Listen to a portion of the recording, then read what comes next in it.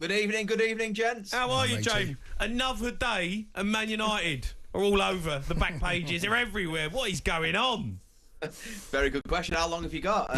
Mate. Yeah, I mean, Ratcliffe, this interview, I mean, you tell me, gents, as two sort of former top players, how is him basically slating Casemiro, Højlund, Anthony and Nana, and I think there's one other player, sort of saying they're either overpaid or not good enough, going to help Ruben ahead of, say, the Thursday game, Europa League, second leg of the last 16 tie. Real Sociedad, it's one each, and that's the last chance of a trophy, getting into the Champions League if they win it. I don't know how that's going to help, just to take one sort of soundbite out of what he said. Yeah, Jay, I mean, look, obviously I listened to the interview earlier, and we've got all the sound bites from it. That statement that he come out with, it was the one that obviously sticks out when he's, saying that, probably some of them ain't good enough and probably some of them are overpaid. And then he named players like Nana, Højlund, he talked about Sancho, but I'm sitting there thinking, all right, fair enough, Sancho, because he's not at the football club anymore. But to talk about players that are playing and starting for Man United in the manner that he did, I couldn't believe that an owner would come out with that kind of statement. Yeah, I mean, what you're seeing, or what this shows, is kind of his style, basically. He's a maverick, yeah? He's a billionaire, self-made man, all the rest of it. And in the politest possible terms, I don't think he really gives a fig. How his comments go down. And, listen, for years and years, 20 years, in fact, the fans have said the Glazers, who the other owners, obviously, as we all know, have not been, they've never had a conversation with the fans, all the rest of it. So at least Ratcliffe's come out and done this. And he's actually apologised as well for, saying it was a mistake about keeping Ten Hag on, for example, and the Dan Ashworth thing. It's a fair play to him. That's the sort of thing I was saying he should be doing. He's basically sort of coming out and doing this. So, yeah, I mean, I suppose if you're hammering, you just sort of brush it off. It's the press conference on Wednesday ahead of that game I mentioned. I'll be going to that. He's going to be asked about all this, and he will basically, well, I don't know exactly what he's going to say, but I'm guessing he's going to say, well, he's the owner, he can say what he likes.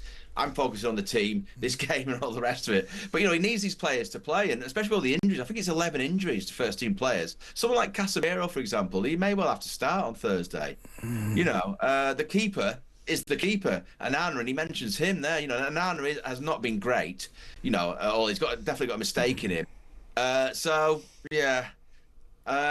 Interesting times as always, at Manchester United. JJ, is there a train of thought perhaps that this is what United need? Maybe they do need someone that's going to come out, throw some punches, tell people exactly how he sees things. Yeah, he's made mistakes with the Ten Hag and the Dan Ashworth. That's obvious. But I just wonder, because from what we know, and you correct me if I'm wrong here, but Manchester United financially, they're in a little bit of a hole. Maybe they need a Jim Ratcliffe to come in and disrupt a few things, come out with a few home truths, because actually what he's saying is the truth, isn't it? Yeah, and as you're saying that, I'm thinking of all the fans who basically say it's always it's the players that are doing this, that why they're down in sort of 14th or 15th. It's not Ruben Amorim, these same players got Ten Hag, the sack.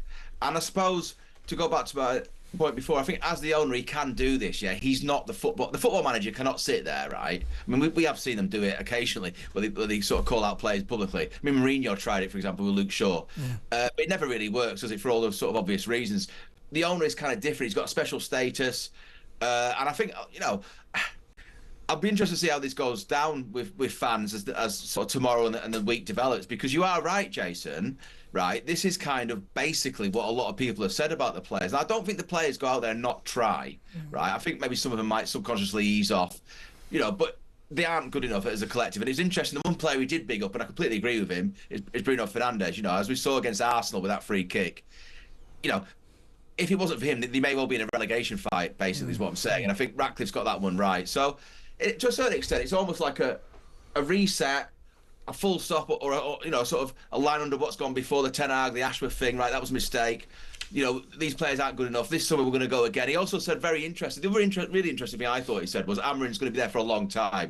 Amarin's 2.5-year contract when he came in October. Takes him to sort of 2 years from this summer. Well, he's saying long time. So again, I think he's got that one right. That's what the fans, I think, most want to hear. And he's sort of saying, he's our man. So, I think overall it's the right thing to have done. It's just because of this game coming on Thursday. But I suppose to a certain extent, there's always going to be a big game at Manchester United coming up, isn't there? Unless you said this in the close season when, you're sort of 2 months away from football, there's always going to be a moment where, yeah, okay, how does this affect the next match? So, it is interesting. It's massive news. I think I wrote 1,000 words of his quotes up for the back page of the Guardian. That's a big news story, trust me. You know what I mean? Yeah. There's usually 300 words. It's 3 times the length, and that sort of says the interest in United. But also, Ratcliffe's first big sit down and chat. Look, he's obviously talked about quite a lot of the players. He's also he talked about Rashford, summer sales, and he actually said he's happy for Rashford, that he's doing a job. Do you think he's got a future at Man United? Oh. Well, I was told from, let's say, the Rashford camp that as long as Amarin's there's no way he'll play for United again. Now, you never know in football. My guess is he might play some friendlies in the summer. A bit like Sancho did, yeah? He played the game at Rangers, and I think he went on tour, and then off he went to Chelsea. But I can't really see it, because Amarin's basically bombed him out. I mean, he weren't talking and all the rest of it. So I can't really see that. Not unless Rashford sort of comes out publicly and sort of says, like, yeah, the coach was completely right. I'm really sorry. I was out of order. All the rest of it. Please give me another chance. That might work. I don't see that happening because as I understand it, this is Rashford. He isn't particularly happy with how he was treated. So I can't really see that. And they need money as well. They do need money because they haven't got a lot for the summer at the moment. Rashford would get you, 40, 50? I think if they could get 45 million for Rashford and get rid of his, 365, 370 a week wage, from their point of view, this is Amarin in the club. They think that was good business. Do you think that perhaps the comments coming out said the club will go bust is perhaps trying to scare the supporters or give a bit of realism to it, and how serious do you think he is? Yeah, I mean... Listen, he's a billionaire. It's a big statement, right? To say the club... Yeah. I mean, I reported this about a month ago, that this basically was the reason why he's doing this latest rounds of redundancies, because of, what he's come out today and said on the record. They're never going to go sort of bankrupt with regard to him being, he's a billionaire owner. But I think what he means is he's sort of like, as a going concern, as a business that can wipe its own nose, if I can put it that way. It was heading that way, for the sort of abyss. They've lost a lot of money. You lose £300 million over 3 years. I don't care what business you're in. Yeah. What your business is, what your trade is, what your industry is. That's a heck of a lot of money, and that's a fact. The debt is the best part of $1 billion. I think the interest payments since Malcolm Glazer bought in 2005 is $1 billion. They're hemorrhaging money. Yeah, they just are, and something has to be done about it. So I think he's just sort of saying it as he sees it. I don't think he would sit there and lie about that stuff. He doesn't need to. I would say about Ratcliffe, I've said it before on your show, is I don't think he's at United for any other reason than he genuinely thinks he can fix it, right? He's a 72-year-old billionaire. Why is he doing this otherwise? He could be sat on a tropical island for the rest of his life. You know what I mean? Yeah, just don't get. That's fair. I don't get he's doing it for any other good reason. What about the stadium? He's been talking about that as well. He's saying that they could have potentially the most iconic stadium in the world. Yeah, I mean, it looks like this is the way they're going to go, because they had considered maybe redeveloping the current Old Trafford, but it looks like it's going to be, for example, on the tour last summer, we went to the SoFi Stadium I think it's in Inglewood in LA, and they were looking at that then amongst other stadiums around the world, United to start, and that is a state-of-the-art stadium. It's probably equivalent actually to the Tottenham Hotspur Stadium in our country, if you know what I mean, in America. It's unbelievable, and that's like basically a model. So. Wraparound screens, all sorts of installations, virtual reality. It's like being in a spaceship, that sort of shows sport, etc. And that's kind of what they're going to be, looking at and doing. And again, you have to say there's this. There's the sort of Project 21 to get a 21st title in 2028, which is the 150th anniversary of Manchester United. So they've got big ambitions, and he's stating these ambitions. So. Listen, the redundancies aren't great. I get that. It's people's livelihoods. It's misery for people. But if you look at the sort of, in terms of the actual football club and the project that he's trying to sort of drive forward, you have to say the ambition is there. He's now got to walk all this talk, right, hasn't he? He's got to prove all this is going to happen. So, Do you think it'll happen?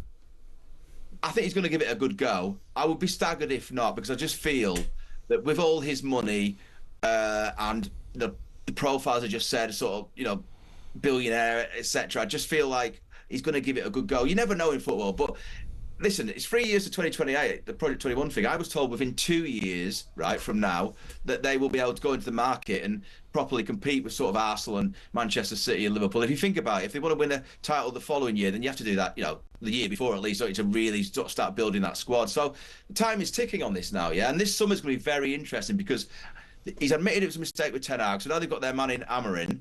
This will be the first summer, the first proper market in which their man is operating, and they've then been there over a year. There's no excuses, right? This summer is a proper litmus test of how good they're going to be, I would say. James, where can we find this big write-up on the Guardian tomorrow? Yeah, on the back page, on the inside page. It's where I belong, gents, on the back page. Yeah, that's it. Jamie, you're a star, Cheers, mate. JJ. Appreciate you coming on. Cheers, gents. Thank you. All right, Jamie Jackson here, the Guardian's Manchester correspondent. Don't forget, head over to the Times website to read Matt Lawton's tell-all interview with Sir Jim Ratcliffe about the current state of Man United, or you can pick up your copy of the Times tomorrow morning, or you go and get the Guardian and listen to our man Jamie Jackson, who is in the know in Manchester. We're going to try and squeeze a few more calls in. We've got Dermot Gallagher as well coming up next. The Sports Bar with Jamie O'Hara and Jason Cundy. Monday to Thursday nights from 10 on AM, on DAB, via the talkSPORT app and on your smart speaker. talkSPORT.